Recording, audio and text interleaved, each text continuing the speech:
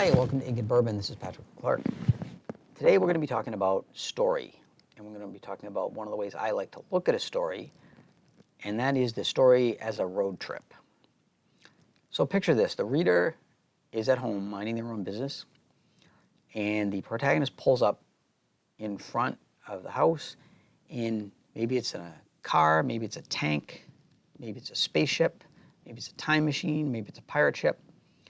And they look at the reader looks up to see what's going on outside, and the protagonist opens up the door and says, "Get in, loser, we're going storying." So that's what we do when we offer someone a book.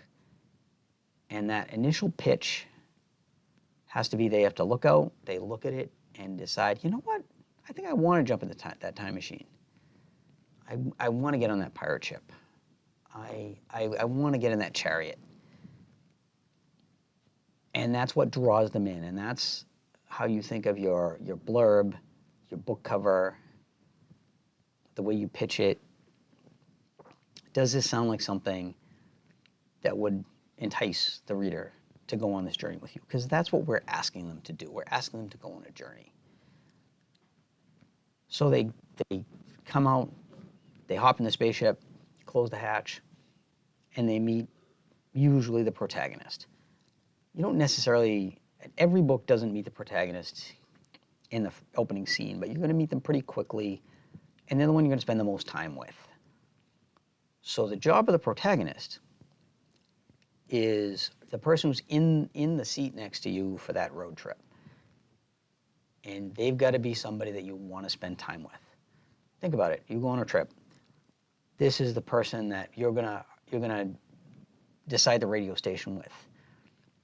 You're gonna switch off driving. You're gonna decide where you stop for lunch. You're going to have to put up with their bad jokes, have to listen to them sing along to the radio. So they just have to be somebody that you're willing to spend hours with. And that's more important than, are they a flawed character or a paragon of virtue, or are they a villain? All those things matter less than, are they somebody that I'm willing to sit next to and take this journey with? So then we come to the journey. All right, so you're intrigued because you're getting on a pirate ship, and the people you're hanging around with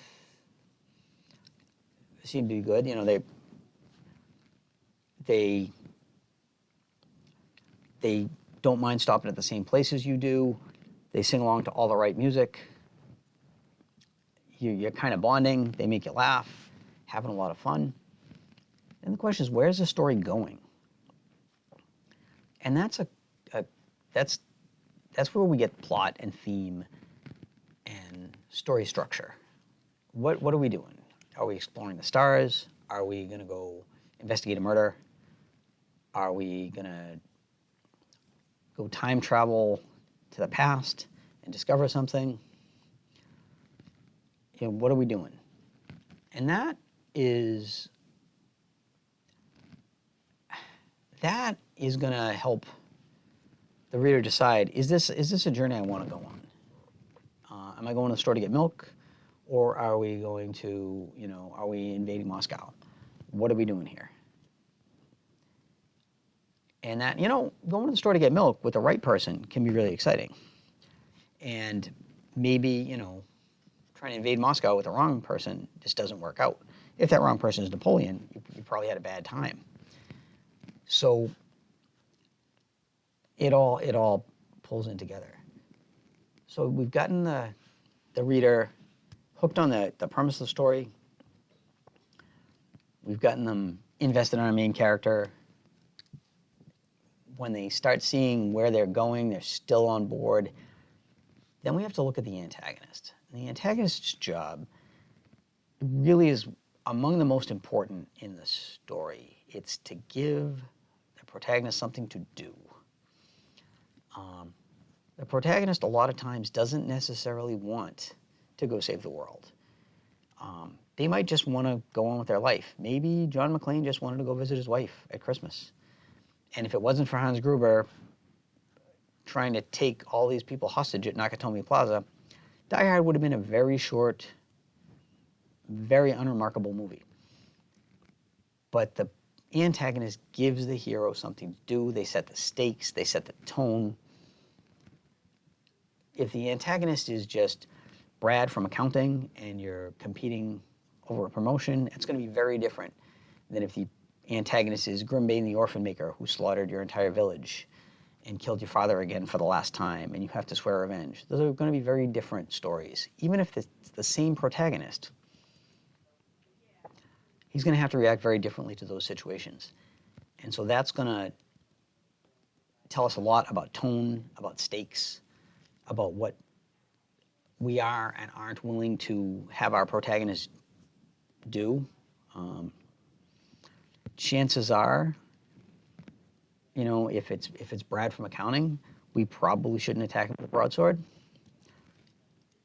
And it's really going to tell us what kind of story we're in. And then, if we look at the world building, the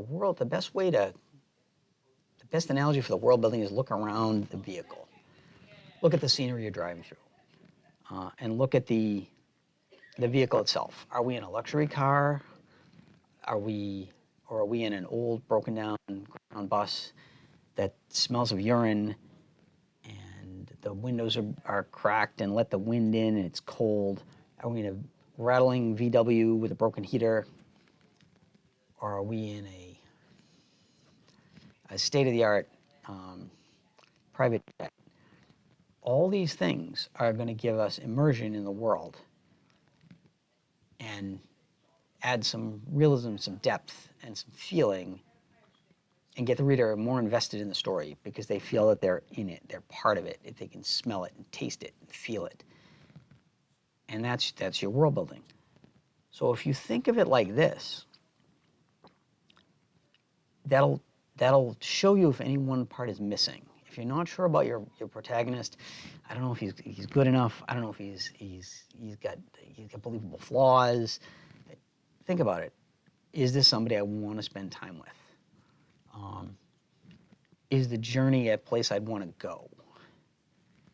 Is the antagonist somebody that we want to be invested in defeating? And is the world building immersive? Does it suck us in? Does it make it all feel more real? And if those things are true, then that's probably a road trip that people would want to go on and something that they want to tell people about. And maybe next year when you pull up and ask them to go on another road trip, they'll be excited to do it. And I just think that that's a really helpful way to judge parts of the story and whether they're doing what they should be doing. Anyway, thanks very much for indulging me. Be sure to like and subscribe if you want more of this kind of content. And we'll see you next time. Bye-bye.